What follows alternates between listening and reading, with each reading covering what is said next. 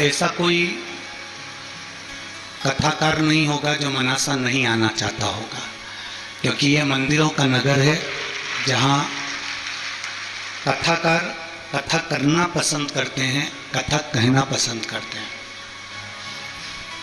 पीछे महादेव की होली सीहोर की हुई, महादेव की होली आष्टा की हुई।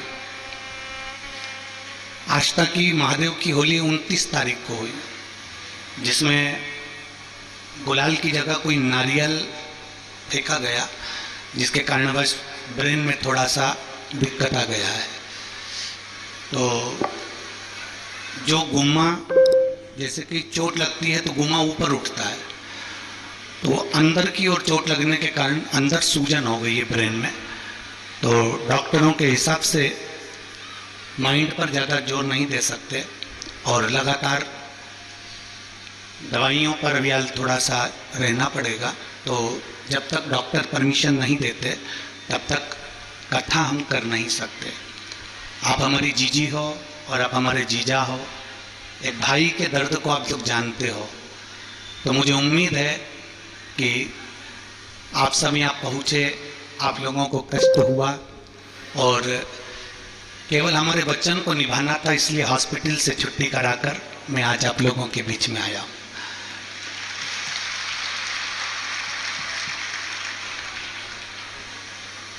थोड़ा कष्ट आपको हुआ होगा कि आप लोग अपना अपना खर्चा कर कर यहाँ तक पहुँचे होंगे, पर विश्वास रखिएगा, हम देवड़ा परिवार को ये वचन देकर जाते हैं और मनासा वालों को ये कोई खर्चा आपको नहीं करना पड़ेगा। अगले वर्ष विठलेश सेवा समिति इस कथा को करने के लिए इन्हीं यजमान के पद पर हम आएंगे। हमारे कलेक्टर महोदय, SP, SDM, pi, SSP, SP, commissioner, यहाँ के विधायक, यहाँ के सांसद, यहाँ के नगर पालिका अध्यक्ष, यहाँ के अध्यक्ष महोदय, ये सब बहुत सुचारू रूप से उस कथा का आयोजन करेंगे और उसका खर्चा पूरी विठलेश सेवा समिति उठाएगी।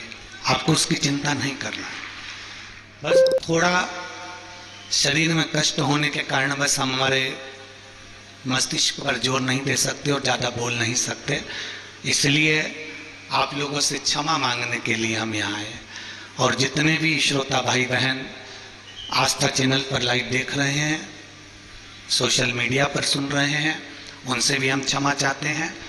आप कथा, अगर हमको थोड़ा बहुत भी आराम अगर लगता है तो हम आगे की कथाएं करेंगे, नहीं तो बिलासपुर और आलेकोसा छत्तीसगढ़ ये भी कथाएं कैंसिल हो जाएगी। तो शरीर पर, क्योंकि अगर हम पहले भी कथाओं में कहते हैं प्रथम सुख निरोगी काया, तो अगर सुख है शरीर का तो आपको कथाएं आगे मिलती रहेगी और आप बाबा की शरण में रहेंगे। नारियल का प्रेशर थोड़ा तेज था, इसलिए वो चोट अंदर बैठ गई है, जिससे सूजन है, थोड़ा उसमें तकलीफ ज़्यादा हो रही है, जिसके कारणवश आप लोगों से हम क्षमा चाहेंगे। पर आप लोगों से मिलना हुआ, थोड़ी गलती हमारी हो गई जो हम आप लोगों के बीच कथा नहीं कह पा रहे हैं। पर अगले वर्ष पक्का है ना जीजियो? जम के तो बोलो, पक्का है ना? और मेरे जीजा जितने बैठे हैं एक बार जोरदार ताली बजाकर आपकी तरफ से भी पक्का है ना? हम स्वयं आएंगे, स्वयं विठलेश सेवा समिति आएगी, यजमान भी यही हमारा देवड़ा परिवार रहेगा, उसमें किसी का खर्चा नहीं, केवल आप लोगों को आकर कथा को श्रवण करना रहेगा। और अभी जितनी संख्या में आप लाखों की संख्या में आए हो, उस अगली कथा में आप प्रथम दिन से ही 5 लाख से शुरुआत करना और इस कथा का लाभ लेना, मना नहीं आप लोग। तो एक बार पुनः फिर क्षमा चाहते हुए मैं अपनी वाणी को विराम देता हूँ। यहाँ प्रशासन ने भी बहुत अच्छी व्यवस्था संभाली है।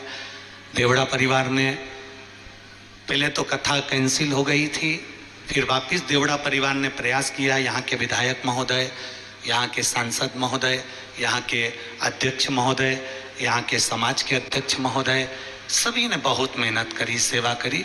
जिसके कारणवश ये कथा यहाँ वापिस मिली। पर